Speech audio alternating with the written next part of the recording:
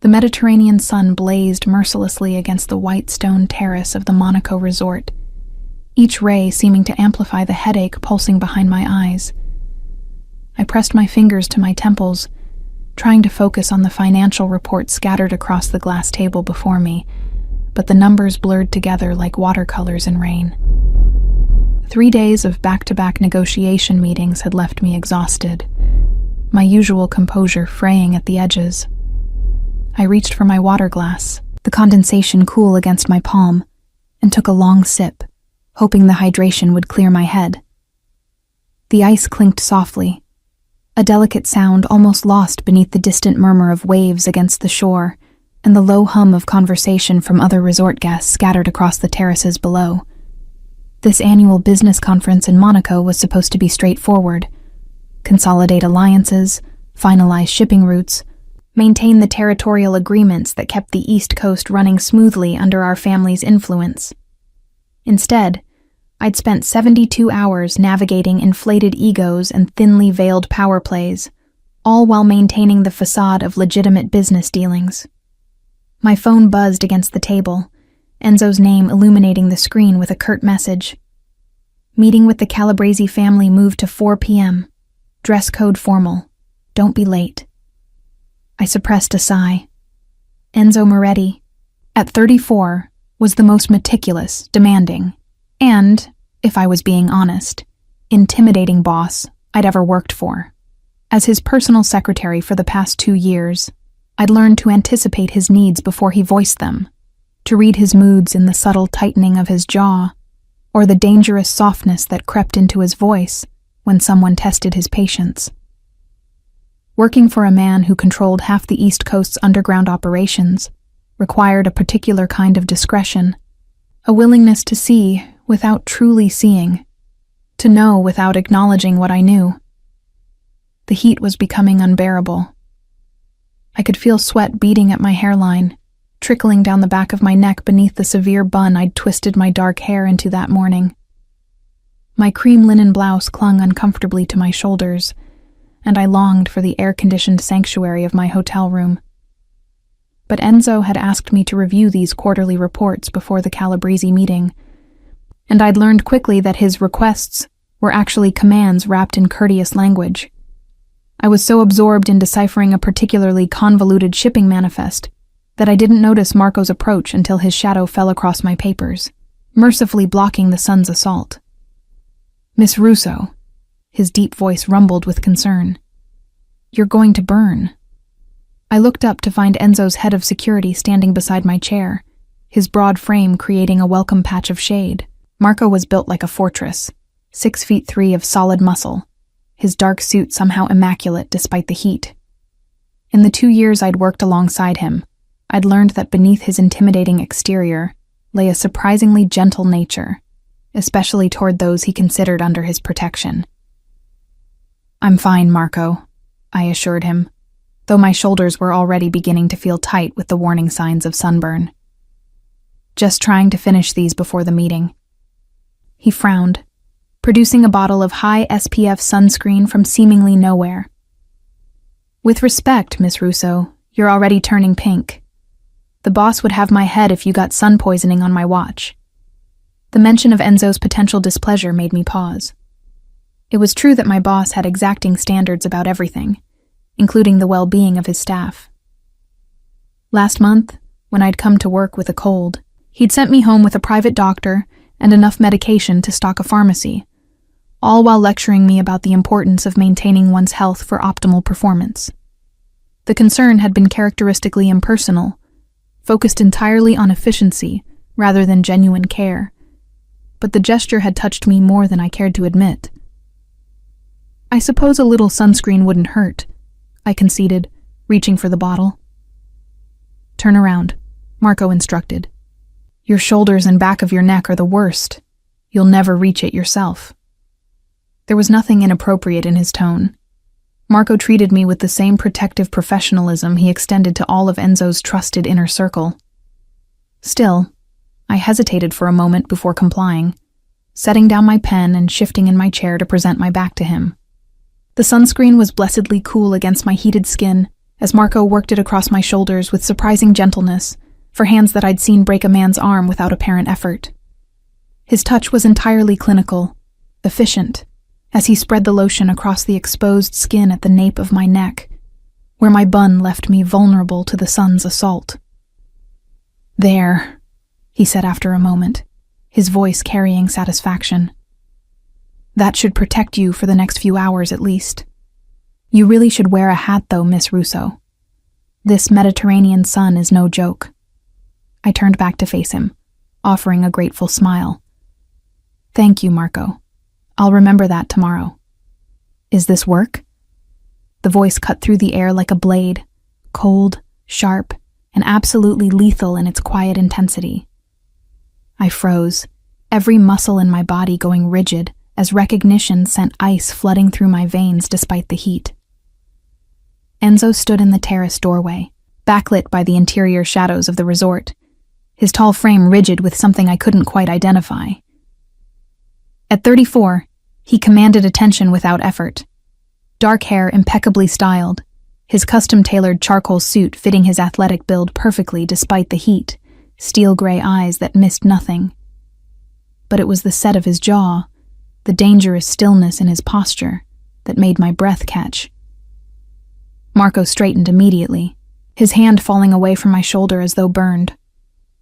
"Boss, I asked," Enzo interrupted, his gaze fixed on me rather than his security chief. "If this is work, Elena." There was something in his tone, something beneath the surface ice, that I'd never heard before. In 2 years of working closely with him, I'd learned to read the subtle variations in his voice, the particular timbre that preceded violence against those who crossed him, the slight warming when he was genuinely pleased with something, the absolute frost that indicated someone had made a catastrophic error in judgment. But this was different. This carried an edge I couldn't quite identify, something almost personal. Something possessed me in that moment. Perhaps it was the heat, or the exhaustion from 3 days of endless meetings, or the way the sun had made me lightheaded. Perhaps it was the romance novel I'd hidden in my desk drawer back in New York, its pages dog-eared from rereading my favorite scenes of fictional heroines who dared to challenge powerful men. Perhaps it was simply that working so closely with Enzo for 2 years had worn down some of my natural caution, made me forget the very real danger that lurked beneath his civilized exterior. Whatever the reason, I found myself meeting his gaze directly, a small smile tugging at the corner of my mouth despite the warning bells clanging in my head. "I didn't know the boss cared so much about my skin," I said softly, the words escaping before I could call them back. The silence that followed felt like standing on the edge of a cliff, waiting to see if the ground would hold or crumble beneath my feet. Marco went absolutely still beside me, and I could practically feel his shock radiating outward. No one spoke to Enzo Moretti that way. No one challenged him, teased him, showed anything but complete deference or carefully calculated respect. For a moment, Enzo's expression remained unreadable. Those steel-gray eyes locked on mine with an intensity that made my pulse race. Then something flickered across his face. Surprise, perhaps, or something else I couldn't name. The muscle in his jaw tightened, and I watched his hands clench briefly at his sides before he forced them to relax. "Marco," he said, still holding my gaze, "you're dismissed."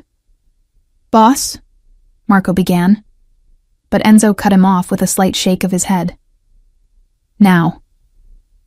The security chief departed without another word, though I caught the worried glance he shot in my direction before disappearing into the resort. And then I was alone with Enzo. The Mediterranean sun beating down mercilessly, my heart hammering against my ribs as I realized the magnitude of what I'd just done. He moved forward slowly, each step deliberate, until he stood beside my chair. Up close, I could see the faint stubble along his jaw, unusual for him, a sign of the grueling schedule he'd been maintaining. The scent of his cologne reached me, expensive and subtle, mixing with the salt air and sunscreen. "Stand up, Elena." It wasn't a request. I rose on unsteady legs, having to tilt my head back to maintain eye contact. At 5'4", I'd always felt small around him, but never more so than now, with less than a foot of space separating us. "In 2 years," he said quietly, his voice carrying a dangerous edge that made my skin prickle. "You have never once spoken to me with anything less than perfect professionalism. So I'm going to ask you again, and I suggest you consider your answer very carefully. Was that comment work?" I should have apologized. Should have lowered my gaze, stepped back, returned to the safety of our carefully maintained professional distance. That would have been the smart thing, the safe thing. Instead, I found myself holding his stare, my chin lifting slightly in what I immediately recognized as a mistake. "Would the boss prefer I lie?" I heard myself ask, the words barely above a whisper. Something dangerous flashed in his eyes, gone so quickly I might have imagined it. "What I prefer," he said, each word carefully measured, "is understanding why my secretary, my efficient, professional, always appropriate secretary, suddenly has the audacity to mock me." "I wasn't mocking," I began, but he raised a hand, silencing me. "You were," he corrected, though there was no heat in his voice now, just that same unreadable intensity. "The question is why? Have I been unclear about expectations? Has someone given you reason to think such behavior is acceptable?" "No, sir, I faltered, unable to explain even to myself what had possessed me. "I apologize. It won't happen again." For a long moment, he simply looked at me, and I had the uncomfortable sensation of being studied, analyzed, catalogued in ways I didn't fully understand. Then, without warning, he reached past me to gather the scattered reports from the table, his arm brushing my shoulder in the process. "These are adequate," he said, his tone returning to its usual professional coolness, as though the past few minutes hadn't happened. "But there's an error in the third quarter projections for the shipping routes through Miami. Fix it before the Calabrese meeting." "Yes, sir." My voice came out steadier than I expected. He turned to leave, then paused, glancing back over his shoulder. "And Elena? In the future, if you require sun protection, ask my assistant to provide it. Marco has other responsibilities." Then he was gone, leaving me alone on the sun-drenched terrace, my heart still racing, my hands trembling slightly as I sank back into my chair. I pressed my fingers to my flushed cheeks, trying to understand what had just happened, why I dared to speak to him that way, why the encounter had left me feeling simultaneously terrified and strangely alive. It was only later, as I was reviewing the corrected reports in my hotel room, that I allowed myself to acknowledge the truth I'd been avoiding for longer than I cared to admit. The way my pulse jumped when Enzo entered a room, the warmth that spread through my chest when he praised my work, the dreams I refused to examine too closely, where professional boundaries blurred into something infinitely more dangerous. I was falling for my boss. For a man who controlled a criminal empire with an iron fist, who inspired fear in hardened criminals, who saw me as nothing more than a useful employee. For a man I could never, should never, allow myself to want. I pulled the latest romance novel from my suitcase, a guilty pleasure I'd never admit to anyone, and tried to lose myself in the fictional world of passionate declarations and happily ever afters. But even the story's powerful hero seemed pale compared to the reality of Enzo Moretti, and the heroine's romantic dreams felt uncomfortably close to my own hopeless fantasies. Outside my window, the sun was setting over Monaco, painting the sky in shades of gold and crimson. Tomorrow would bring new meetings, new challenges, the return to professional distance and carefully maintained boundaries. But tonight, alone in my room, I allowed myself to touch my shoulder where Marco's hands had been, where Enzo's gaze had lingered with that unreadable intensity. And I wondered just for a moment what it would feel like if those hands had been his instead. The Calabrese meeting had gone exactly as Enzo predicted. Tense negotiations over shipping routes that ended with handshakes and veiled threats disguised as business courtesies. I'd taken notes throughout, maintaining my usual professional demeanor, though I could feel his eyes on me more than once during the 3-hour ordeal. Each time I glanced up, he was looking elsewhere, but the weight of his attention lingered like a physical touch. 2 months had passed since Monaco, and I'd convinced myself that the terrace incident was an aberration, a heat-induced moment of madness we'd both chosen to forget. Life had returned to normal, or as normal as life could be when you worked for a man who controlled half the East Coast's underground operations. The New York autumn had arrived with its characteristic bite, transforming the city into a canvas of amber and crimson. I pulled my coat tighter as I stepped out of Enzo's Midtown headquarters, the October wind cutting through the wool with ease. It was nearly 8 in the evening, the streets still bustling with the energy that never quite left Manhattan, even as darkness fell. "Miss Russo, your car." I turned to find Marco gesturing toward the black sedan idling at the curb, its engine purring softly in the twilight. Since Monaco, I'd noticed a subtle shift in how Enzo's security detail treated me. More attentive, more protective, as though I'd been reclassified from mere employee to something requiring closer observation. "Actually, I think I'll walk tonight," I said, adjusting my briefcase strap on my shoulder. "It's only 10 blocks to my apartment, and the fresh air might help clear my head." Marco's expression remained neutral, but I caught the slight tightening around his eyes. "The boss prefers you use the car service, Miss Russo, especially after dark." It wasn't the first time this conversation had occurred. In fact, it had become an almost nightly ritual, me asserting my independence, Marco gently but firmly redirecting me toward Enzo's preferences. Usually I acquiesced without much protest, too tired to argue. But tonight, after hours of watching Enzo negotiate territorial agreements with the cold precision of a chess master, I needed the space to breathe, to remember that I existed outside the gravitational pull of his world. "Please tell Mr. Moretti I appreciate his concern, but I'm perfectly capable of— Tell me yourself." The voice came from behind me, and I spun to find Enzo emerging from the building's entrance, his suit jacket unbuttoned, the knot of his tie loosened slightly. Small concessions to comfort that somehow made him look more dangerous rather than less. In 2 years, I'd rarely seen him less than perfectly composed, and the sight of him in this slightly disheveled state sent an unwelcome flutter through my stomach. "I was just explaining to Marco that I'd prefer to walk home tonight," I said, forcing my voice to remain steady.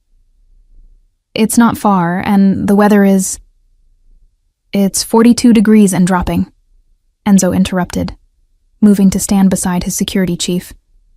"You're carrying confidential documents in that briefcase, and you're exhausted after a 12-hour workday. Marco, ensure Miss Russo gets home safely." The dismissal was clear, but something in me, perhaps the same reckless impulse that had possessed me in Monaco, refused to yield. "With respect, sir, I'm not actually required to use the car service. My contract specifies—" "Your contract." His eyes locked onto mine with that intensity I'd come to recognize as a warning sign. "You're going to cite your employment contract to me, Elena?" The way he said my name, with that slight emphasis that made it sound like both a caress and a reprimand, sent heat flooding to my cheeks. I was acutely aware of Marco standing nearby, of the driver waiting patiently by the car, of the pedestrians flowing past us on the sidewalk. We were having this confrontation in public, which was so unlike Enzo that it immediately put me on edge. "I'm simply pointing out that I have the right to— Get in the car." 3 words, spoken quietly enough that anyone passing might have missed them, but carrying such absolute authority that I felt my knees weaken slightly. This was Enzo in command mode, the voice he used when giving orders he expected to be obeyed without question. I'd heard him use it with business associates, with rivals, with members of his own organization, but never, in 2 years, directed at me. I should have complied. Every instinct for self-preservation screamed at me to simply nod, slip into the sedan, and let Marco drive me home. Instead, I heard myself say, "What if I don't?" The silence that followed felt like the moment before a storm breaks. Marco shifted uncomfortably, and I saw the driver's eyes widen slightly in the rearview mirror.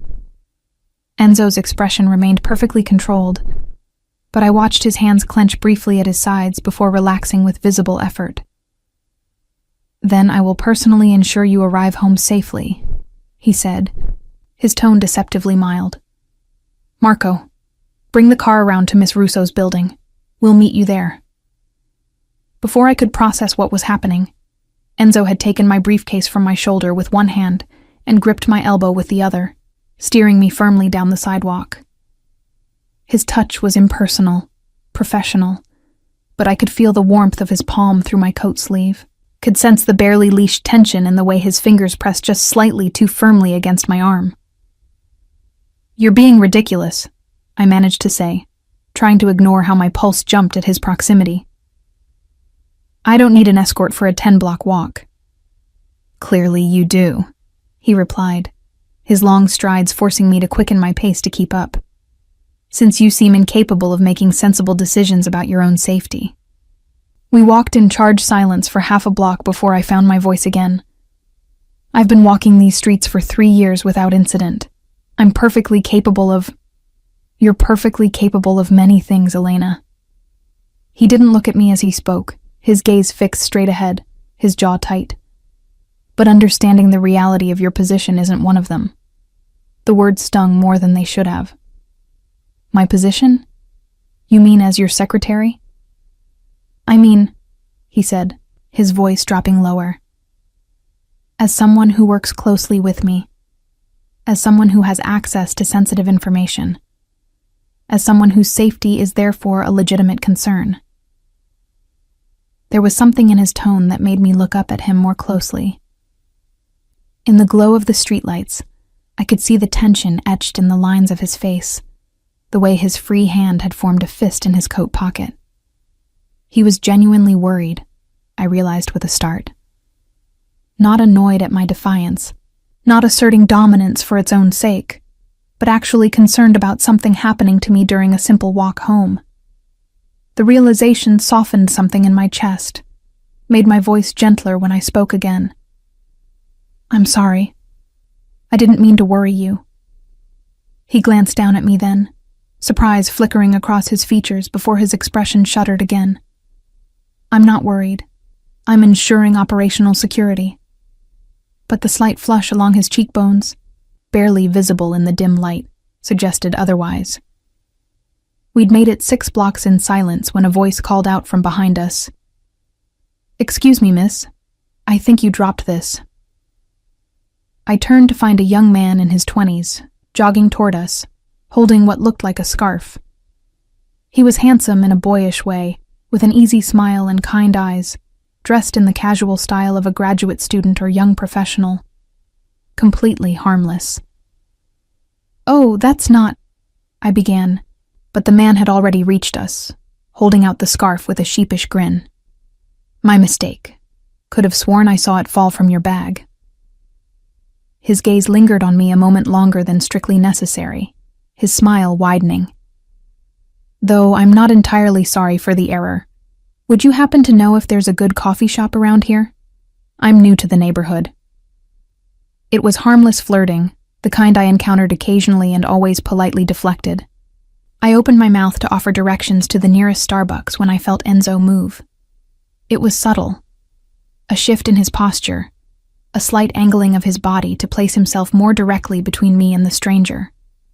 His hand, which had released my elbow when we stopped, now settled at the small of my back, possessive and unmistakable in its message.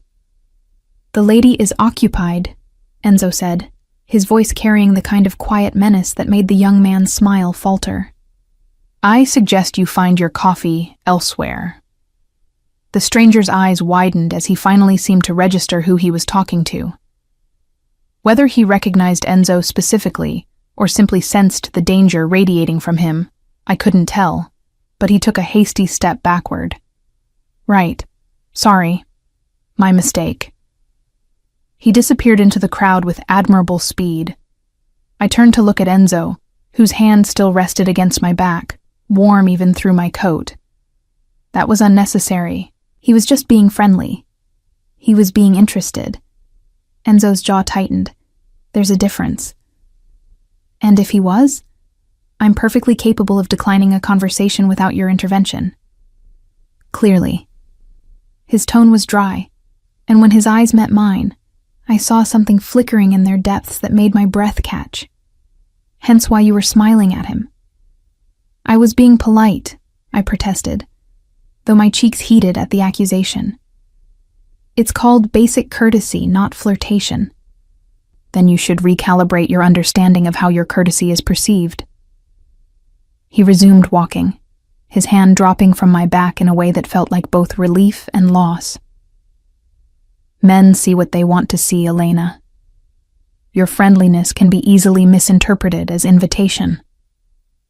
The presumption in his words ignited something in me. So I should be cold and dismissive to every stranger who speaks to me? Should I scowl at doormen and waiters too? Or is this special advice reserved for situations where I might accidentally smile at someone without your permission? He stopped walking so abruptly that I took 2 more steps before realizing he was no longer beside me. When I turned back, he was staring at me with an expression I'd never seen before. Not anger exactly, but something raw and unguarded that disappeared almost instantly behind his usual mask of control. Without my permission, he repeated, his voice soft and dangerous. Is that what you think this is about? I don't know what this is about, I admitted, frustration bleeding into my words. You've never cared about my personal interactions before. In 2 years, you've never once commented on how I speak to vendors or clients or anyone else. So forgive me for finding your sudden concern rather suspicious. The streetlight above us flickered, casting his face in alternating shadow and light. When he spoke again, his voice had gentled, but the intensity remained. I've always cared about your safety, Elena. The difference is that recently, I've become more aware of the threats to it. Something in his tone made my heart skip. What threats? Has something happened? Is there a specific... You happened. The words seemed pulled from him against his will. You happened, and I realized how vulnerable you are, walking around this city like you're invisible when you're anything but. I stared at him, trying to parse the meaning behind his words, my mind cataloging every inflection, every micro-expression. This was the most personal conversation we'd ever had, straying far from the carefully maintained boundaries of employer and employee. And the way he was looking at me, like I was a problem he couldn't solve, an equation that refused to balance, sent warmth flooding through my chest despite the October chill. I'm not invisible, I said softly. But I'm also not important enough to warrant this level of protection. I'm your secretary, not what? He took a step closer, and suddenly the busy Manhattan street felt like it contained only the 2 of us. Not someone worth protecting? Not someone whose absence would matter? The question hung between us, loaded with implications I didn't dare examine too closely. My mouth had gone dry, and I struggled to formulate a response that wouldn't reveal too much of what I felt, what I'd been carefully hiding for months. We should keep walking, I finally managed. Marco will be waiting. Something flickered across his face, disappointment perhaps, or relief, before he nodded and resumed our journey. We completed the final blocks to my building in silence, but it was a different quality of quiet now, charged with things unspoken. The black sedan was indeed waiting when we arrived, Marco standing beside it with his usual impassive expression, though I caught a flicker of curiosity in his eyes as he took in our silent approach. Thank you for walking me home, I said formally, reaching for my briefcase, though I still maintain it was unnecessary. Enzo handed over the briefcase, but didn't immediately release it when my fingers closed around the handle, forcing me to meet his gaze. Humor me, he said quietly. Use the car service. For my peace of mind, if nothing else. The personal plea, so unlike his usual commands, undid me completely. All right, I conceded. I'll use the car service. Satisfaction briefly softened his features before the professional mask snapped back into place. Good. I'll see you tomorrow morning. 8 o'clock sharp. We have the Cordova meeting. I nodded and turned toward my building's entrance, acutely aware of his gaze following me until I disappeared through the doors. It was only when I was safely in the elevator, alone with my racing thoughts, that I allowed myself to really process what had happened. Enzo Moretti had walked me home, had physically intervened when another man showed interest, had looked at me like I was something precious, something worth protecting, even if he couldn't or wouldn't acknowledge why. In my apartment, I dropped my briefcase by the door and moved to the window, looking down at the street below. The sedan was pulling away, taking Enzo back to whatever business occupied his evenings. I pressed my forehead against the cool glass, my reflection ghostly in the darkness. This was dangerous.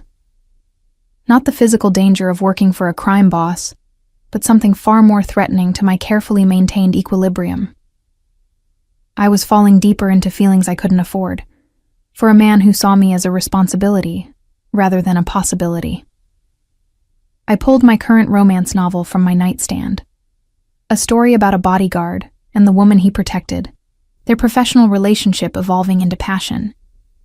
The parallels to my own situation were almost painful. But unlike the heroine in my book, I couldn't indulge in fantasies of reciprocation. Enzo's protection was about operational security, about maintaining control over his organization. Nothing more. I was repeating this truth to myself as I drifted off to sleep, trying to ignore the warmth that still lingered where his hand had rested against my back, the way his eyes had darkened when he'd said, "You happened."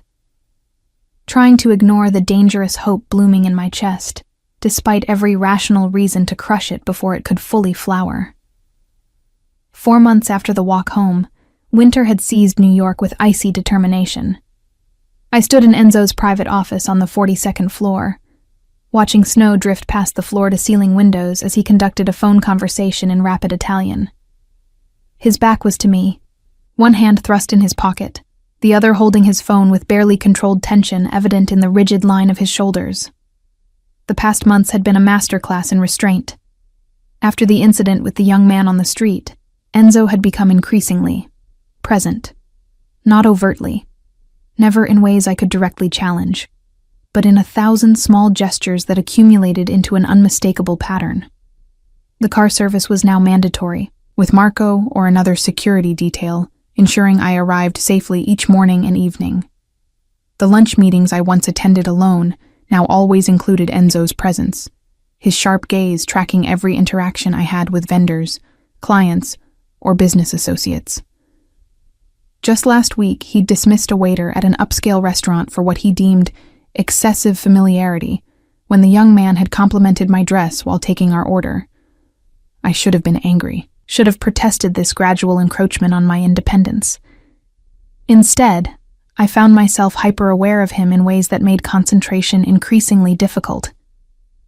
The way his jaw tightened when another man entered my orbit, the possessive hand at my back when we walked into meetings together, the intensity in his gaze when he thought I wasn't looking, and beneath it all, the growing certainty that I was deluding myself with romantic fantasies, projecting meaning onto actions that probably stemmed from nothing more than Enzo's pathological need for control. The phone conversation ended with a sharp word that needed no translation. Enzo set the device down with careful precision, the kind of deliberate movement that indicated barely leashed frustration. "Problem?" I asked, setting aside the quarterly reports I'd been reviewing. He turned to face me, and I caught the flash of something dark in his expression before it smoothed into professional neutrality. "The Santoro family has decided to test boundaries. Nothing that concerns you." The dismissal stung more than it should have. In 2 years of working closely with him, Enzo had never fully opened up about the darker aspects of his business, maintaining a careful barrier between his professional life and the criminal empire beneath it. I understood the reasoning: plausible deniability, protection through ignorance. But it still felt like rejection, a reminder that I would never truly be part of his world. "Of course," I said, keeping my tone neutral. "Is there anything you need me to handle before the holiday party tonight?" The annual Moretti Foundation Holiday Gala was Enzo's primary foray into legitimate philanthropy, a black tie affair that attracted politicians, business leaders, and old New York money. As his secretary, I'd been planning the event for months, ensuring every detail met his exacting standards. Everything should be in order. He moved to his desk, extracting a long, flat box from the top drawer. "However, there's been a change in plans. You'll be attending as my guest rather than in an administrative capacity." I blinked, certain I'd misheard. "I'm sorry, what?" "The Foundation's board has expressed concern about the optics of my arriving alone for the third consecutive year." He spoke matter-of-factly, as though this were a routine business decision rather than something that made my heart race. "I require a date for the evening, and you're the logical choice. You're already familiar with all the guests and the event agenda." The logical choice. Of course. Not because he wanted to spend the evening with me, but because I was convenient, already briefed, an efficient solution to a social problem. "I see." I struggled to keep disappointment from my voice. "I'm not sure I have anything appropriate to wear to an event of that caliber. Which is why I took the liberty of having something prepared." He gestured to the box. "It should fit.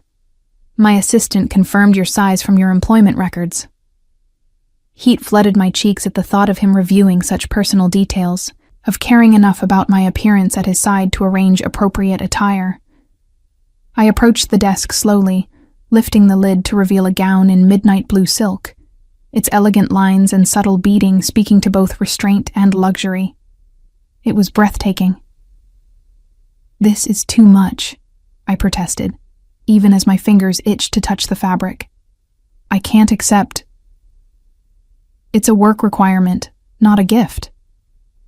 His tone brooked no argument.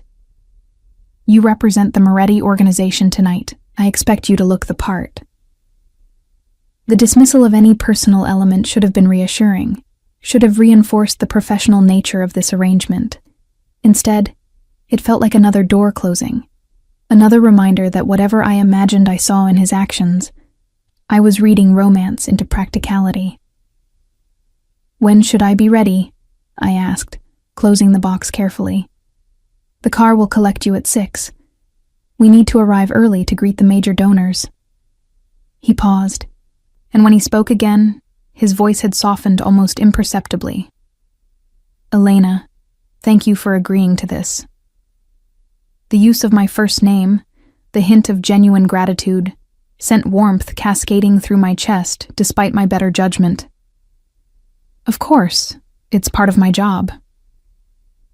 Something flickered in his eyes. Was it disappointment?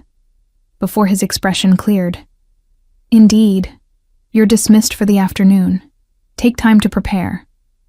I gathered my belongings, acutely aware of his gaze following me to the door. As I reached for the handle, his voice stopped me. "Elena?"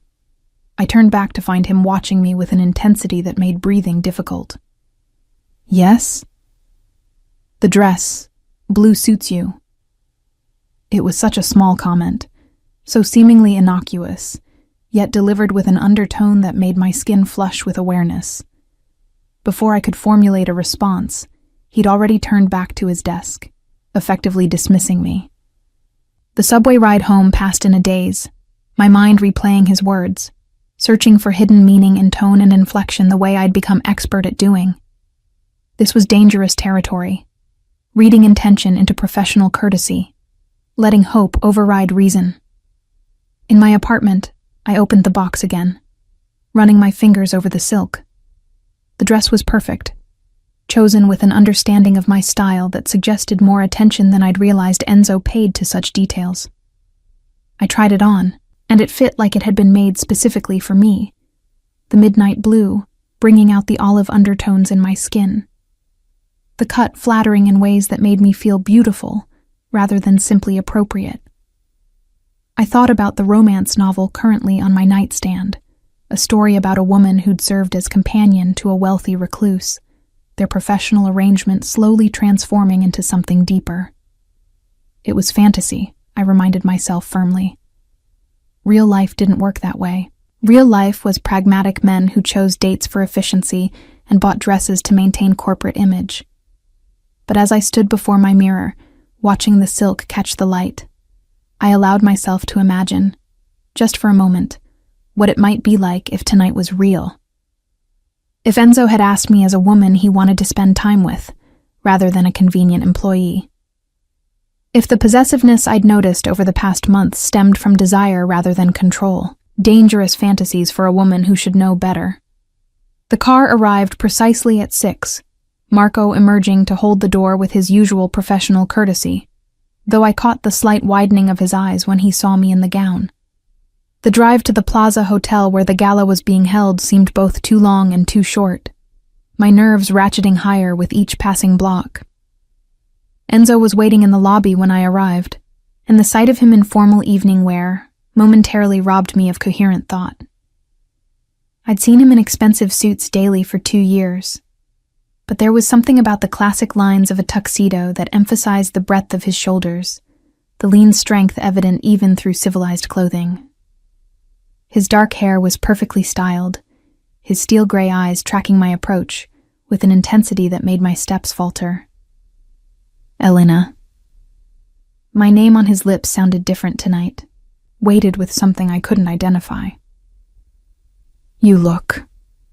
He trailed off, and I watched a muscle tick in his jaw as his gaze traveled over me with slow deliberation. The dress was an excellent choice. Thank you for providing it, I managed, hyper-aware of how his eyes lingered on the way the silk draped across my shoulders. Should we go in? Instead of answering, he produced a small velvet box from his pocket. One final detail. He opened it to reveal a delicate diamond pendant on a platinum chain, simple and elegant. Before I could protest, he'd moved behind me, his fingers brushing the nape of my neck as he fastened the clasp. The touch lasted seconds, but it sent shivers cascading down my spine, my breath catching audibly. There. His voice was close to my ear, low enough that it felt intimate despite the public setting. Now you're perfect. Perfect. The word echoed in my mind as he offered his arm, as I placed my hand in the crook of his elbow, as we entered the ballroom together. The next 3 hours passed in a blur of introductions and small talk, Enzo's hand a constant presence at my back or elbow, guiding me through the crowd with possessive ease. I watched him work the room with the skill of someone who understood power and how to wield it. Charming when necessary, intimidating when required, always in control. But whenever someone's attention lingered on me too long, a business associate's appreciative glance, a donor's friendly conversation, I felt Enzo's grip tighten subtly, saw his jaw clench in that telltale way. It was during dinner, seated beside him at the head table, that everything began to unravel. I must say, Enzo, your choice of companion this evening is refreshing. The speaker was Lorenzo Russo, a rival family head whose relationship with Enzo was cordial but tense. He smiled at me across the table with practiced charm. Much lovelier than the usual society girls who frequent these events. Miss Russo is my secretary, Enzo replied, his tone carefully neutral, even as his hand found my knee under the table, a touch clearly meant as claiming rather than comfort. She's intimately familiar with the Foundation's work. I'm sure she's intimately familiar with many aspects of your operations. Lorenzo's smile widened, the innuendo unmistakable. Lucky man.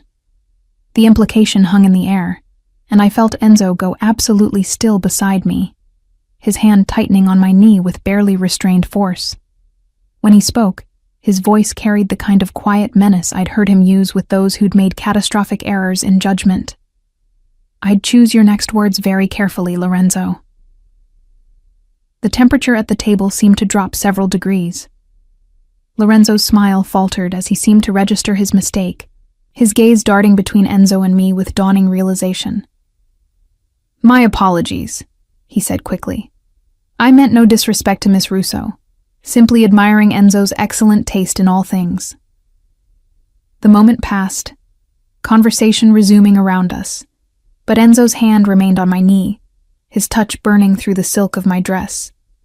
I risked a glance at his profile, finding his jaw clenched, his eyes fixed straight ahead with barely controlled fury. Are you all right? I whispered, low enough that only he could hear. He turned to look at me then, and the intensity in his gaze stole my breath. Did he make you uncomfortable? The question surprised me. Not the words themselves, but the genuine concern beneath them. The barely leashed protectiveness that had nothing to do with professional courtesy. I'm fine, I assured him softly. It's not the first time someone's made assumptions about working relationships. It should be the last. His voice was low, dangerous, and his hand finally lifted from my knee, only to find my hand on the table, his fingers threading through mine in a gesture that was entirely too intimate for the public setting. You deserve better than crude innuendo from men who should know better. My heart hammered against my ribs as I stared at our joined hands, his thumb absently stroking across my knuckles in a way that couldn't possibly be unconscious. Enzo, dance with me. It wasn't a question.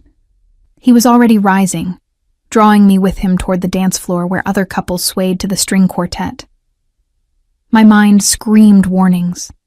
This was crossing lines, blurring boundaries, inviting complications neither of us could afford. But my traitorous body followed his lead as he guided me to the center of the floor. His hand settled at my waist, warm even through silk, while his other hand cradled mine against his chest.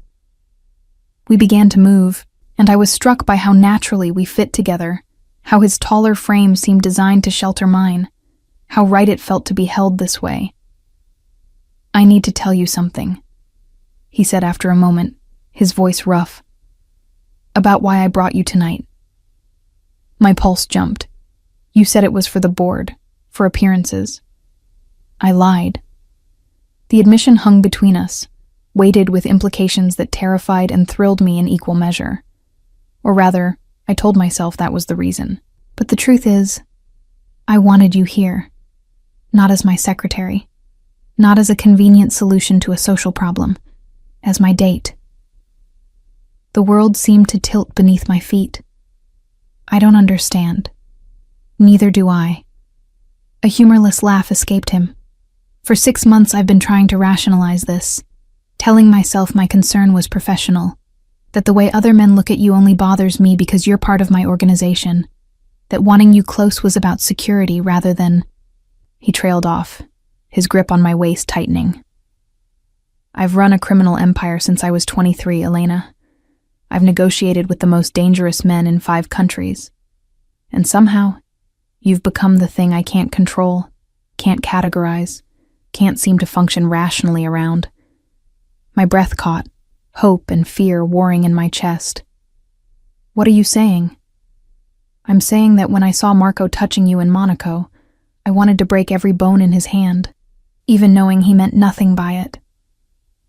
I'm saying that every man who looks at you makes me want to eliminate competition in ways that would horrify you. I'm saying that I've been lying to myself for months, and I'm done pretending that this, he gestured between us, is purely professional. The confession was so unexpected, so raw, that for a moment I could only stare at him. Then reality crashed back, bringing with it all the reasons this was impossible. You're my boss, I whispered, though my body betrayed me by moving closer to his. This is. We can't. Can't what? His hand moved from my waist to cup my face, his thumb brushing across my cheekbone with devastating gentleness. Can't acknowledge what's been building between us? Can't admit that you feel it too? Even if I did. I forced myself to meet his gaze, to be honest even as it terrified me. You're Enzo Moretti. You could have anyone. Why would you want your secretary, someone ordinary who... You think you're ordinary. His laugh was genuine this time, though tinged with disbelief. Elena, you've challenged me in ways no one else dares. You see through my control, call me on my bullshit with that sweet smile that makes me forget why I should maintain distance. You're brilliant, kind, brave enough to walk alone at night despite my objections, stubborn enough to argue with a man most people fear. Nothing about you is ordinary. The sincerity in his words undid every defense I'd carefully constructed. I don't know what to say. Then don't say anything. He pulled me closer, until mere inches separated us, until I could feel the warmth of his breath against my temple. Just tell me I'm not alone in this. Tell me you feel even a fraction of what I feel, and we'll figure out the rest. I should have lied, should have protected us both from the complications this would inevitably bring. But as I looked up into his eyes, seeing vulnerability I'd never expected from him, the truth spilled out before I could stop it. You're not alone, I whispered. You've never been alone in this. Something fierce and triumphant flashed in his expression. The hand cradling my face slid to the back of my neck, his fingers threading through my hair in a way that made me shiver.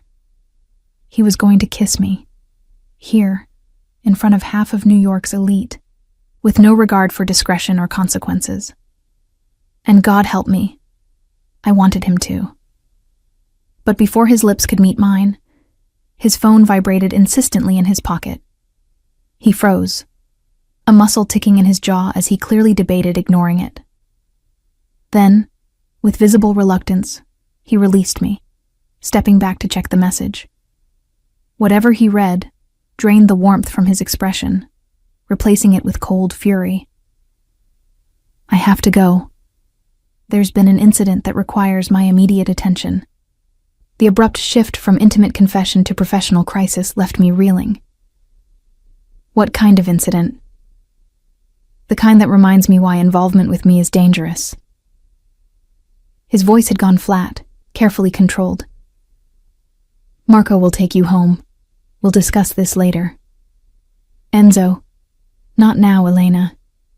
He was already moving away, signaling to Marco across the ballroom. Just go home. Be safe. And then he was gone, leaving me standing alone on the dance floor in a midnight blue dress and borrowed diamonds, my heart still racing from confession and near kiss, my mind struggling to process the whiplash of the past 10 minutes. Marco appeared at my elbow, his expression professionally blank. Miss Russo, the car is waiting. I followed him out of the ballroom in a daze, Enzo's words echoing in my mind. You're not alone in this. But as the car carried me through the snowy streets toward my apartment, I couldn't shake the fear that whatever incident had called him away was exactly the kind of dangerous reality that would ultimately make anything between us impossible. In my apartment, I carefully removed the diamond necklace, placing it in its velvet box with trembling fingers. The dress went onto a hanger, but I couldn't bring myself to look at my reflection. Couldn't reconcile the woman who'd danced with Enzo with the cautious secretary who'd spent 2 years hiding her feelings. Sleep eluded me that night. Instead, I lay awake, remembering the way he'd looked at me, the raw honesty in his confession, the promise of that almost kiss. And beneath it all, the growing certainty that whatever came next would change everything, for better or worse. The romance novels on my nightstand suddenly seemed less like escapist fantasy and more like prophecy. Sometimes the powerful man and the ordinary woman did find their way to each other. Sometimes professional boundaries blurred into something deeper. Sometimes the impossible became possible. But those were stories. And Enzo Moretti lived in a world where fairy tale endings collided with brutal reality, where confessions whispered on a dance floor might not survive the harsh light of day. All I could do was wait and see which truth would win. The call came at 3 a.m, 2 days after the gala. I jerked awake to my phone's insistent buzzing, my heart already racing before I'd even registered the name on the screen. Enzo. Hello? My voice came out rough with sleep and confusion. In 2 years, he'd never called me in the middle of the night. Pack a bag. Enough for 3 days. Marco will be at your building in 15 minutes. His tone was clipped, professional, but I could hear something beneath it. Tension, urgency, carefully controlled concern. I sat up, instantly alert. What's happened? Are you all right? I'm fine. You're not safe at your apartment anymore. I'll explain when you arrive. Arrive where? Enzo, you're not making sense. Elena. My name was a command, pulling me into focus. There's no time for questions. Pack what you need. Trust me. The line went dead before I could respond. Trust me. 2 words that should have sent me running, that should have triggered every self-preservation instinct I possessed. Instead, I found myself moving on autopilot, throwing clothes and toiletries into a bag, my hands shaking as I tried to process what was happening. The Santoro situation. Whatever incident had pulled Enzo away from the gala. This had to be connected, had to be the dangerous reality he'd warned me about. And somehow, it now threatened me directly. Marco was indeed waiting when I descended to the street, his usually stoic expression tight with something that might have been worry. He took my bag without a word, ushering me into the familiar black sedan with an urgency that made my stomach clench. Marco, what's going on? Where are we going? The boss will explain. He pulled into traffic with practiced ease, his eyes constantly checking the rearview mirror as though expecting pursuit. You're safe now, Miss Russo. That's what matters. Safe. The word felt hollow as we drove through the pre-dawn darkness, leaving Manhattan behind for highways I didn't recognize. I tried to orient myself, but exhaustion and fear made concentration difficult. All I knew was that we were heading north, away from the city, into territory I'd never navigated. 40 minutes later, we turned onto a private road marked only by a subtle gate that opened automatically at our approach. The estate that emerged from the darkness took my breath away, a sprawling property that managed to project both elegance and security, every line designed with purpose. The main house was dark stone and glass, illuminated by subtle landscape lighting that emphasized its architecture without revealing too much detail.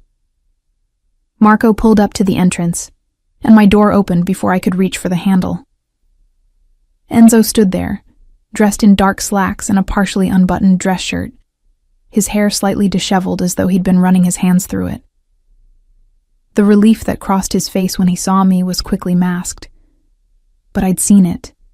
Genuine, unguarded emotion that made my chest tighten. You're all right. It wasn't a question, but his hands moved to my arms anyway, as though needing physical confirmation. You scared me half to death with that phone call, I said, allowing him to help me from the car, even as anger and fear warred in my chest. What's going on? Why am I here? Inside first. His hand found the small of my back, that now familiar possessive touch guiding me toward the entrance. Then I'll explain everything. The interior of the house matched its exterior, expensive but not ostentatious, designed for comfort and security in equal measure. Enzo led me to a study paneled in dark wood, gesturing me toward a leather sofa, while he poured 2 glasses of amber liquid from a crystal decanter. I don't drink whiskey, I protested, but he pressed a glass into my hands anyway. Tonight you do. Trust me. You'll want it. I took a small sip, the burn of expensive scotch clearing some of the fog from my mind. Enzo settled into the chair across from me, elbows on his knees, his gaze fixed on mine with an intensity that made breathing difficult. The Santoro family has decided to escalate their challenge to my territory, he began without preamble. 2 nights ago, they made a move against one of my operations. It failed, but in the process, They obtained information about my associations, including you. My fingers tightened on the glass. What kind of information? Enough to identify you as someone close to me. Someone whose absence or harm would be personally affecting rather than merely a business inconvenience. His jaw clenched. They've made it clear that you're now a potential target, a pressure point they might choose to exploit. The words should have terrified me, and part of me was terrified. But another part, the part that had been falling for this dangerous man for months, focused on something else entirely. Someone close to you, I repeated softly. Is that what I am? His eyes darkened. After the gala, after what I told you, did you think I was speaking hypothetically? I thought you might reconsider in the cold light of day. Realize that involving yourself with your secretary was a complication you didn't need. Elena. He set his own glass aside, leaning forward until only inches separated us. The Santoros identified you as a vulnerability, precisely because I haven't been as careful about hiding my interest as I should have been. The way I look at you, position myself near you, respond to other men's attention. It's apparently been obvious to anyone paying attention. Heat flooded my cheeks. I didn't realize. Neither did I. Not until Lorenzo made that comment at the gala, and I nearly put him through a wall for implying you were anything less than deserving of absolute respect. He reached out, his hand finding mine where it rested on the sofa, his thumb tracing patterns across my knuckles. I've spent my entire adult life maintaining control, keeping everyone at a calculated distance. And then you walked into that interview 2 years ago, so serious in your bargain suit, determined to prove you belonged in a world that clearly intimidated you. And somehow, without meaning to, you got under every defense I'd constructed. My breath caught at the raw honesty in his confession. What happens now? Now you stay here, under my protection, until the Santoro situation is resolved. His grip on my hand tightened. This estate has security that rivals military installations. No one gets in or out without my knowledge. You'll be safe. For how long? As long as it takes. He paused, something vulnerable flickering in his expression. And potentially longer, if you're willing. The implication hung between us, weighted with possibility and danger in equal measure. You're asking me to move in with you. I'm asking you to let me keep you safe. The rest. He lifted my hand to his lips, pressing a kiss to my knuckles that sent shivers cascading down my spine. The rest we'll figure out together. I should have said no. Should have insisted on alternative arrangements, maintained professional boundaries, protected myself from the inevitable complications. Instead, I found myself nodding, my voice barely above a whisper, okay. Relief transformed his features, making him look younger, less burdened. I'll have your things moved from your apartment tomorrow. In the meantime, there are guest rooms. I don't want a guest room. The words escaped before I could call them back, bold and reckless. Not if this is real. Not if what you said at the gala was true. Something fierce and possessive flashed in his eyes. Elena, you should understand what you're agreeing to. I'm not a man who does casual involvement. If we cross this line, then we cross it. I set my whiskey glass aside, suddenly certain despite all the rational reasons to hesitate. I'm tired of pretending, Enzo. Tired of hiding how I feel, of watching you from a distance, of going home alone every night when all I want is to be close to you. He was moving before I'd finished speaking, pulling me into his arms with a desperation that stole my breath. His mouth found mine in a kiss that was nothing like the gentle, almost kiss from the gala. This was hungry, demanding. 2 years of restraint shattering in an instant. I responded with equal fervor, my fingers threading through his hair as he deepened the kiss, his hands spanning my waist, then sliding up my back to press me closer. He tasted like whiskey and want, like promises and danger. and I couldn't get enough. When we finally broke apart, both breathing hard, he rested his forehead against mine. "Are you sure?" His voice was rough, strained. "Once we do this, there's no going back to how things were." "I don't want to go back." I cupped his face in my hands, making him meet my gaze. "I want to move forward, with you." What followed was a blur of sensation. Enzo lifting me effortlessly, carrying me through the house to the master suite, lowering me onto silk sheets with a reverence that made my heart ache. He undressed me slowly, as though savoring each revealed inch of skin, his touch alternating between gentle and possessive in ways that left me trembling. When he finally made me his completely, it was everything the romance novels had promised, and nothing like them at the same time. Raw and real, tender and consuming, a claiming that went far deeper than physical. Afterward, as I lay in his arms, my head on his chest listening to his heartbeat slowly return to normal, reality began to intrude on the haze of satisfaction. "What happens in the morning?" I asked quietly. "Do I go back to being your secretary? Do we pretend this didn't happen?" His arms tightened around me. "In the morning, you become something far more important than my secretary." He pressed a kiss to my hair. "You become mine. Publicly, unmistakably mine. No more hiding, no more pretending. The organization will adjust. They'll have to." His voice carried the absolute authority I'd come to associate with his commands.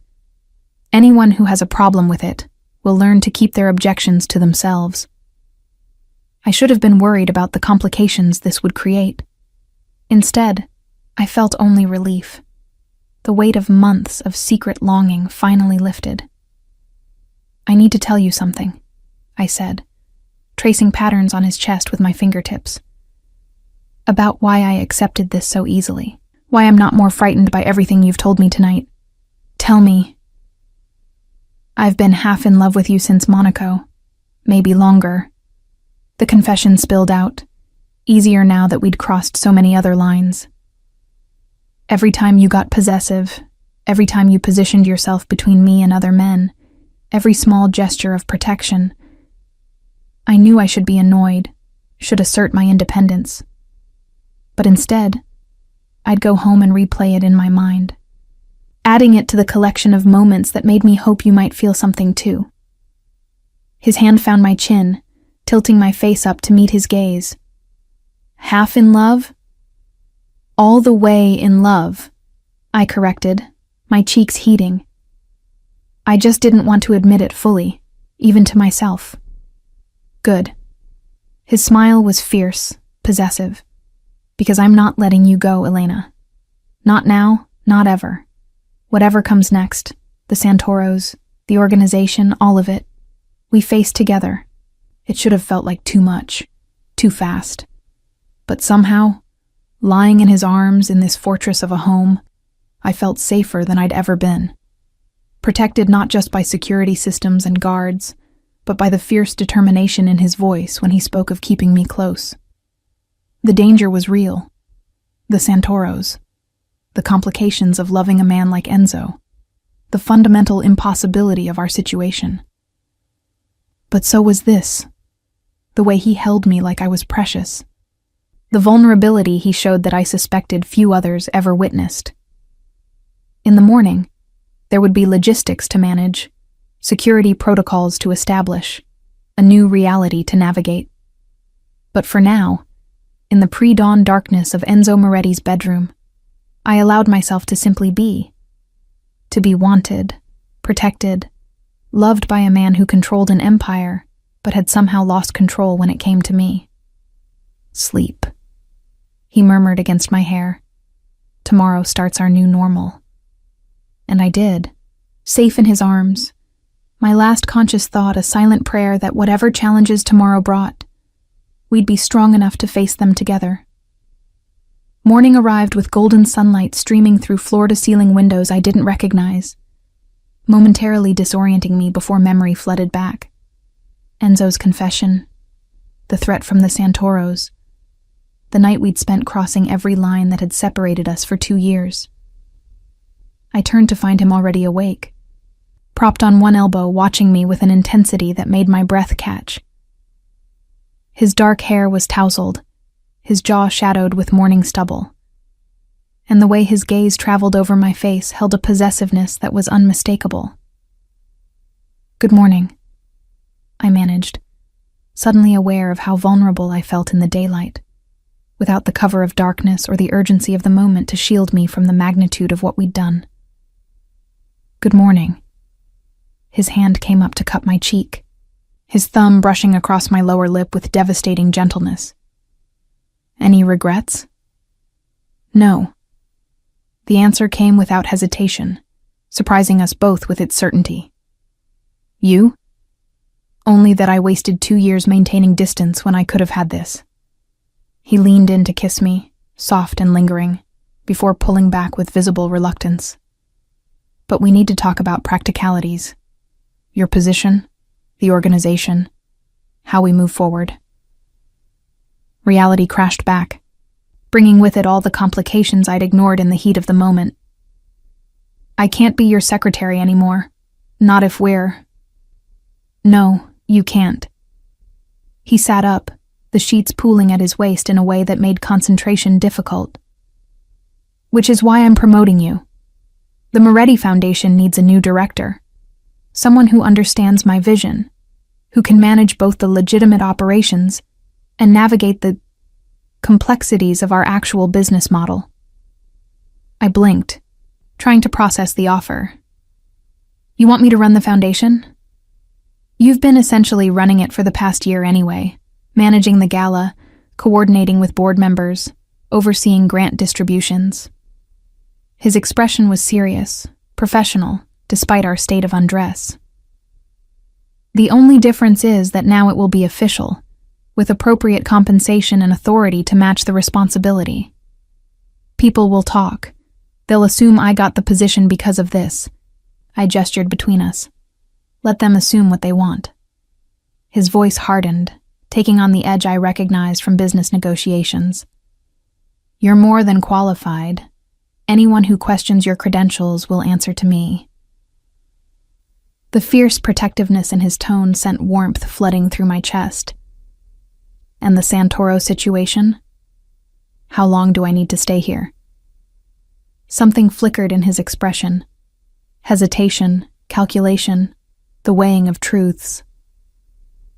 "The Santoros have been dealt with." What does that mean, exactly?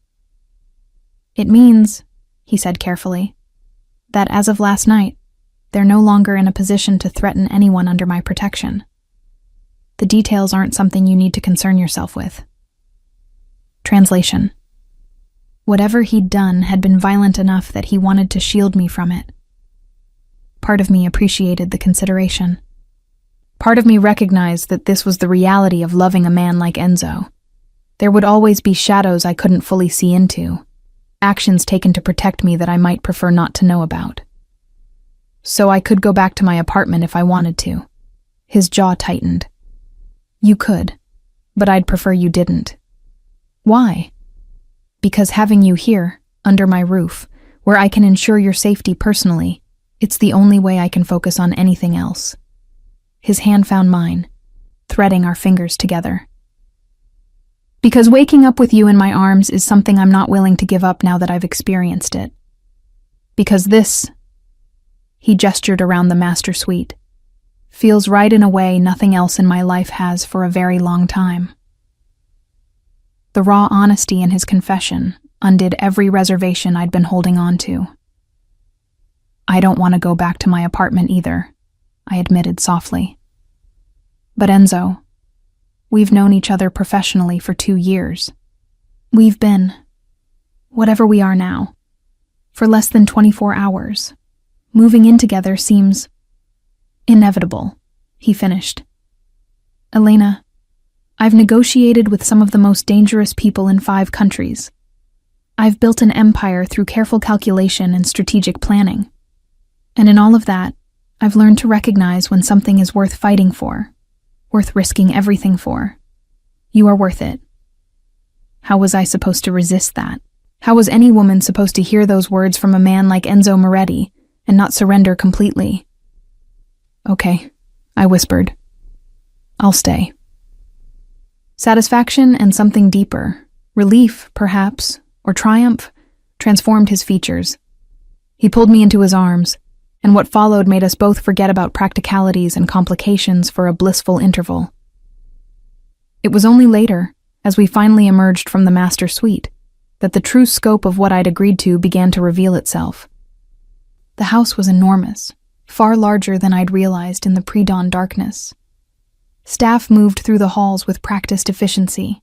A housekeeper, a chef, security personnel whose presence was constant but discreet. "How many people work here?" I asked as Enzo guided me toward the kitchen, his hand at the small of my back in that possessive gesture I'd come to associate with him.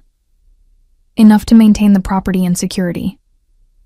He poured coffee into a mug, doctoring it with cream and sugar in precisely the way I preferred. Another sign of how closely he'd been paying attention for far longer than I'd realized. "You'll meet everyone formally, but the key person is Maria, the head of household staff. She's been with my family since I was a child. You can trust her with anything." The implication that there were others I might not be able to trust sent a small shiver through me. This was his world, I realized fully for the first time. Not just the luxurious trappings, but the constant need for security, the careful vetting of everyone who entered his orbit. As if summoned by thought, a woman in her 60s appeared in the kitchen doorway. Steel gray hair pulled back in an elegant bun, sharp eyes that assessed me with obvious curiosity despite her professional demeanor. "Maria," Enzo said, his tone warming slightly. "This is Elena Russo. She'll be living here permanently. Please ensure the master suite is fully stocked with anything she might need, and begin preparations to move her belongings from her apartment in Manhattan." Maria's eyes widened almost imperceptibly, the only sign of surprise before her expression smoothed. "Of course, sir. Welcome to the household, Miss Russo. If you'll provide me with your apartment information and a list of any specific items you'd like prioritized, I'll coordinate the move." "Thank you, Maria." I managed to sound more composed than I felt. "I appreciate your help with this." She inclined her head respectfully before departing, leaving me alone with Enzo once more. "She thinks I'm your mistress," I said flatly once Maria was out of earshot. "They all do." "They think you're important to me," Enzo corrected. "The specifics of our relationship are no one's business but ours." He set down his coffee, moving to stand directly in front of me. "Does it bother you? What they might think?" "It bothers me that you have a household staff to begin with," I admitted. "That this is normal for you, living in a fortress, having people anticipate your every need, existing in this world of luxury and danger. I'm a secretary from Queens who shops at Target and takes the subway. This is overwhelming," he supplied, his hands coming to rest on my shoulders. "I understand. But Elena, you're not just a secretary from Queens. You never were. You've been handling confidential information for a criminal organization for 2 years without flinching. You've navigated social situations with politicians and business leaders with grace. You reorganized the foundation's entire grant structure and increased its efficiency by 40%. You're far more capable of thriving in this world than you give yourself credit for." The confidence in his voice, the absolute certainty that I belonged here, made something warm bloom in my chest. "You really believe that?" "I know that." His thumbs stroked along my collarbones, the touch grounding. "And I'll be here to help you adjust, to answer questions, to support you however you need. You're not alone in this, Elena. Not anymore." The following week passed in a blur of adjustment. True to his word, Enzo had my belongings moved from my apartment, though moved was an understatement for what actually occurred. A team of professionals packed everything with meticulous care, cataloged each item, and transported it to the estate where it was unpacked and organized in closets and drawers that were absurdly spacious compared to my former cramped quarters. The foundation directorship became official at a board meeting I attended with Enzo, enduring the speculative glances of members who clearly understood exactly why I'd been elevated. But Enzo's absolute authority over the organization meant no one dared voice objections, and my thorough presentation on proposed initiatives silenced any who might have questioned my qualifications. Professionally, the transition was surprisingly smooth. Personally, it was a revelation. Living with Enzo meant learning the private man beneath the public persona, discovering that he was an early riser who spent the first hour of each day in a home gym, that he had a weakness for vintage Scotch and old Italian films, that he slept with one arm always draped possessively across me, as though afraid I might disappear in the night. It also meant confronting the reality of his world in ways I'd been shielded from as merely his secretary. The late-night phone calls he took in his study, emerging with expressions of cold fury. The meetings with men whose names I recognized from news reports about organized crime. The nights he came to bed late, his hands trembling slightly in a way that suggested violence recently committed. I learned not to ask about these things directly. Instead, I was simply there, waiting up with whiskey when he needed it, providing silent comfort when words would have been inadequate, offering a refuge from the darkness of his business dealings. It was during one such night, 3 weeks after I'd moved in, that everything shifted again. Enzo had been gone all day on business that had left him tense and remote. He'd come to bed well after midnight, pulling me into his arms with a desperation that spoke of whatever he'd witnessed or done. We'd made love with an intensity that felt almost desperate, as though he was trying to anchor himself through physical connection. Afterward, as we lay tangled together in the darkness, I felt his hand drift to rest on my stomach, a casual touch that suddenly felt weighted with meaning. "Elena," he said quietly, "we haven't been careful." My breath caught as I processed his meaning. 3 weeks of sharing his bed, of mornings that often began with passion before we'd even fully woken, of nights when restraint was the furthest thing from either of our minds. In the intensity of everything that had changed, the practical considerations had simply not occurred to me. "I know," I whispered, my hand covering his where it rested against my abdomen. "I haven't. I mean, we should probably... I don't want to be careful." The admission came roughly, as though pulled from him against his will. "The thought of you carrying my child, it should terrify me. It should be the last thing I'd risk, given my world, the dangers. But instead, I prompted when he fell silent. Instead, I find myself hoping." His hand pressed more firmly against my stomach, possessive and protective. "Is that insane? We've been together for less than a month." "Completely insane," I agreed, but my voice was soft, understanding. "But then again, everything about us has been insane from the beginning. Why should this be any different?" He shifted to look down at me, and even in the darkness I could see the vulnerability in his expression, a rare glimpse of the man beneath the armor. "If you were pregnant, would that frighten you?" I considered the question honestly. A month ago, the idea would have terrified me. But now, knowing Enzo's fierce protectiveness, the resources at his disposal, the way he looked at me like I was precious beyond measure. "A little," I admitted, "but not enough to not want it, if it happened."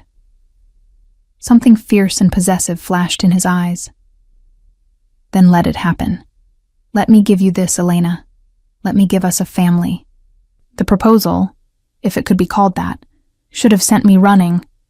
Instead, I found myself nodding, my hand tightening over his. "Okay," I whispered. "Okay." What followed was a claiming more profound than any that had come before. Enzo making love to me with a reverence and purpose that left me trembling. And when we finally fell asleep, his hand still resting protectively over my womb, I felt the last of my reservations dissolve. This was my life now, loving a dangerous man, living in his fortress, potentially carrying his child. It was nothing like the safe, predictable existence I'd once imagined for myself. It was so much better. The positive pregnancy test appeared exactly 6 weeks after our conversation about starting a family. I stared at the 2 pink lines in the bathroom of Enzo's, our master suite, my hands trembling as reality crystallized around me. I was carrying Enzo Moretti's child. The man himself was in his study conducting business, unaware that our lives were about to shift again. I should have been terrified. We'd only been together for 2.5 months, barely knew each other outside of professional contacts and passionate nights. But instead, I felt only fierce joy and an overwhelming need to tell him. I found him bent over his desk, reviewing what looked like shipping manifests, his reading glasses perched on his nose in a way that made him look almost scholarly. He glanced up as I entered, and whatever he saw in my expression made him immediately set aside his work. "What's wrong?" He was around the desk in seconds, his hands on my shoulders, searching my face with concern. "Nothing's wrong." I couldn't suppress the smile that broke across my face. "Everything's right, actually. I'm pregnant." The words hung in the air between us for a heartbeat. Then Enzo's face transformed, shock giving way to wonder, then fierce, possessive joy that made my heart race. His hands moved from my shoulders to frame my face, his thumbs brushing away tears I hadn't realized were falling. "You're certain?"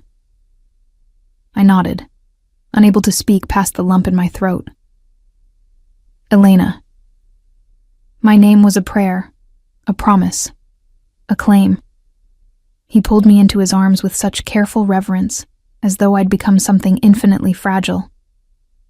My Elena, carrying my child. We stood there for a long moment, simply holding each other, letting the magnitude settle over us. When he finally pulled back, his eyes were suspiciously bright. "We're getting married," he announced, brooking no argument. "As soon as it can be arranged. I want you legally bound to me before your showing. I want our child born with my name. No questions about legitimacy." "Is that a proposal or a command?" I asked. But I was smiling, unable to take offense at his high-handedness when it stemmed from such obvious devotion. "Both." He kissed me thoroughly, his hands already moving to rest protectively over my still flat stomach. "Say yes, Elena. Make this real." "It already is real," I countered. "But yes, of course yes." What followed was a whirlwind. Enzo, once he'd made a decision, proved impossible to slow down. Within a week, he'd arranged for a private ceremony at the estate, intimate and secure, attended only by his most trusted associates, and Maria, whose delight at the news had been unmistakable. The wedding itself was simple but beautiful. Me in an ivory dress that accommodated my barely there bump, Enzo in a dark suit that emphasized his powerful frame, Marco serving as best man with an expression that suggested he'd known this was inevitable from the beginning. When Enzo slipped the ring onto my finger, a stunning diamond that probably cost more than most people's houses, and promised to love and protect me and our child for the rest of his life, I believed him completely. This man, who controlled a criminal empire through fear and calculated violence, who had enemies that required fortress-level security, looked at me like I was his salvation. "I love you," I whispered, as he kissed me to seal our vows, not caring that we had witnesses. "So much. I love you," he returned, his hand finding my stomach in that now habitual protective gesture. "Both of you. Always." The months that followed brought their own challenges. The pregnancy progressed smoothly despite my initial fears, Enzo's protectiveness reaching almost comical levels as my bump grew more prominent. He hired the best obstetrician in the city, insisted on accompanying me to every appointment, and went nearly feral when anyone, including medical professionals, got too close. "You can't threaten my doctor for examining me," I'd had to explain after he'd glared at the poor man for pressing too firmly on my abdomen during a checkup. "It's literally his job." He was hurting you. He was checking the baby's position. There's a difference. But beneath the overprotectiveness was genuine devotion. Enzo attended every ultrasound, his hand gripping mine as we watched our daughter's image on the screen. He researched pregnancy obsessively, ensuring I had every comfort, every resource. When I craved ridiculous food combinations at 3 a.m, he personally went to the kitchen to prepare them, rather than waking the staff. The foundation work continued to fulfill me in ways I hadn't expected. Under my direction, we'd expanded several key programs, established new scholarship funds, and increased community outreach. It gave me purpose beyond being Enzo's wife, a sense of identity that mattered as my belly grew and my world contracted to the estate's secure boundaries. 7 months into the pregnancy, everything changed again. I was in the foundation office, a suite of rooms Enzo had set up in the east wing of the estate, when Marco appeared in the doorway, his expression grim. "Mrs. Moretti, we have a situation. The boss wants you in the safe room immediately." My blood ran cold. We'd practiced this scenario, an attack on the estate, a breach of security, but I'd never actually believed it would happen. "What kind of situation?" "The Calabrese family has made a move. They're not on the property yet, but we have credible intel they're planning an assault within the hour." He was already moving toward me, his hand on his weapon. "Your safety is the boss's primary concern. We need to move now." The safe room was exactly what it sounded like, a reinforced chamber deep in the estate's basement, stocked with supplies and communications equipment. Marco escorted me there with military efficiency, 3 other security personnel forming a protective barrier around my heavily pregnant form. Enzo was already there when we arrived, pacing like a caged predator, his phone pressed to his ear as he issued rapid commands in Italian. The moment he saw me, he ended the call and pulled me into his arms with desperate intensity. "Are you all right? The baby?" "We're fine," I assured him, though my heart was racing. Marco said the Calabrese family is about to learn what happens when they threaten what's mine. His voice was cold, deadly, the tone I'd heard him use with enemies but never directed at me. "They think they can leverage my family, use you and our daughter as pressure points. They're wrong. Enzo, stay here." He kissed me hard, possessive. "Marco and his team will protect you. I'm going to end this." Fear clutched at my heart. "Don't go. Let your men handle it.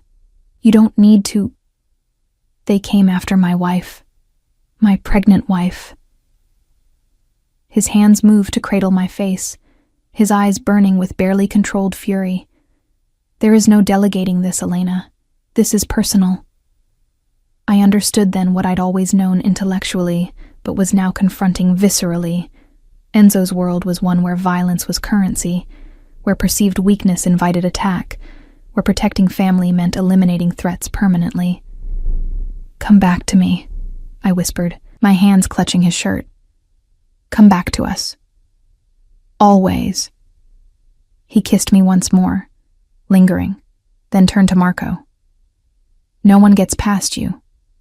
You understand? With my life, boss." And then Enzo was gone, leaving me in the safe room with Marco and 2 other guards, listening to muffled sounds from above that might have been gunfire or might have been my imagination. The next 3 hours were the longest of my life. Marco maintained professional calm, but I could see the tension in his shoulders, the way his hand never strayed far from his weapon. I sat in a corner, my hands protectively over my stomach, whispering reassurances to the baby who kicked restlessly, as though sensing my distress. When the door finally opened again, I nearly sobbed with relief. Enzo stood there, his shirt blood-stained, a cut along his jaw, but alive and whole. His eyes found mine immediately, softening from cold fury to fierce devotion in an instant. "It's over," he said simply. "The Calabrese family won't trouble us again." I didn't ask what over meant, what he'd done to ensure our safety. I simply launched myself into his arms as well as my pregnant belly allowed, tears streaming down my face as he held me with careful strength. I was so scared. Shh. He stroked my hair, his voice gentle despite the evidence of violence on his clothes. I promised I'd come back. I always keep my promises to you. That night, after he'd showered and the estate's security had been reinforced, we lay in bed together, my back against his chest, his hand splayed protectively over our daughter's movements. I can't do this, I whispered into the darkness. I can't spend our life terrified that someone will take you from us, that our daughter will grow up without her father because someone decided to challenge your territory. Then I'll make sure they don't. His voice was absolute, unyielding. What happened today?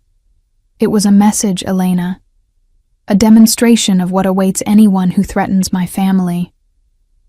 The Calabrese family's leadership is gone. Others will think very carefully before making the same mistake. The casual way he referenced eliminating an entire family's leadership should have horrified me. Instead, I felt only relief that the threat was neutralized, that we were safe. What have you turned me into? I asked, only half joking. 2 years ago, I would have been appalled by all of this. Now I'm just grateful you're ruthless enough to protect us. You've always had steel in you, he replied, his lips brushing my temple. I just gave you permission to acknowledge it, to stop pretending you're soft when you're anything but. Perhaps he was right. Perhaps loving a man like Enzo Moretti had simply revealed aspects of myself I'd been suppressing.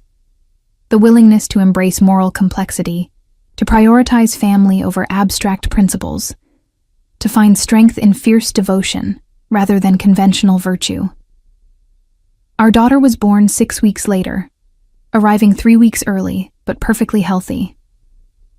Enzo was there for every moment, holding my hand through labor, cutting the umbilical cord with trembling hands, cradling his daughter with a tenderness that brought tears to my eyes.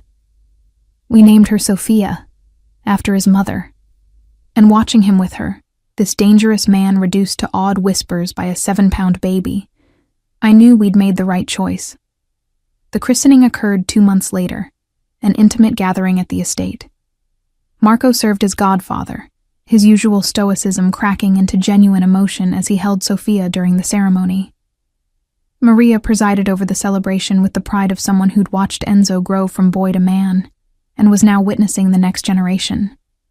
As I stood beside my husband, our daughter in my arms, surrounded by the unusual family we'd assembled, I thought about the journey that had brought us here. From that moment on the terrace in Monaco, through months of hidden feelings and professional distance, to the night everything changed. Happy? Enzo murmured, his arm around my waist, his free hand gently touching Sophia's cheek. Deliriously, I admitted, leaning into his strength.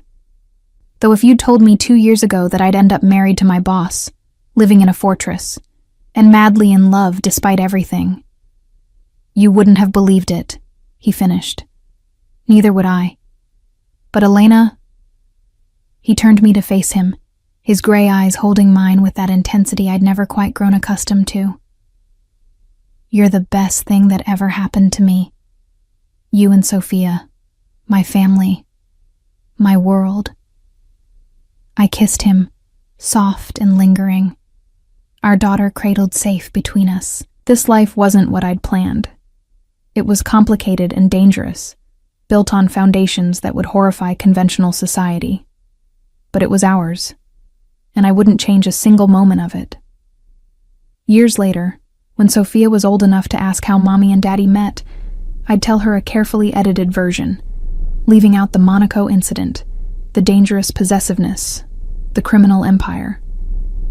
I'd simply say that sometimes love finds you in unexpected places, with unexpected people, and the only thing that matters is having the courage to reach for it when it does. And when she was much older, maybe I'd tell her the whole truth. That sometimes the most dangerous thing isn't falling for the wrong man, but denying what you feel. because it doesn't fit the story you thought you were supposed to live. I'd chosen the dangerous man, the complicated love, the life that required fortresses and bodyguards and moral compromises. And I'd never been happier. From a moment of unexpected confrontation on a sun-drenched terrace to a love that defied every boundary, Elena and Enzo's journey reminds us that sometimes the most powerful connections emerge when we're brave enough to acknowledge what we truly feel. Their story proves that real love isn't about perfection. It's about finding someone worth fighting for, worth risking everything for, worth building a future with, despite all the complications. If their fierce devotion and hard-won happiness touched your heart, please click like to let us know. And we'd love to hear from you. Have you ever experienced a moment when everything changed because you finally stopped hiding your true feelings? Share your story in the comments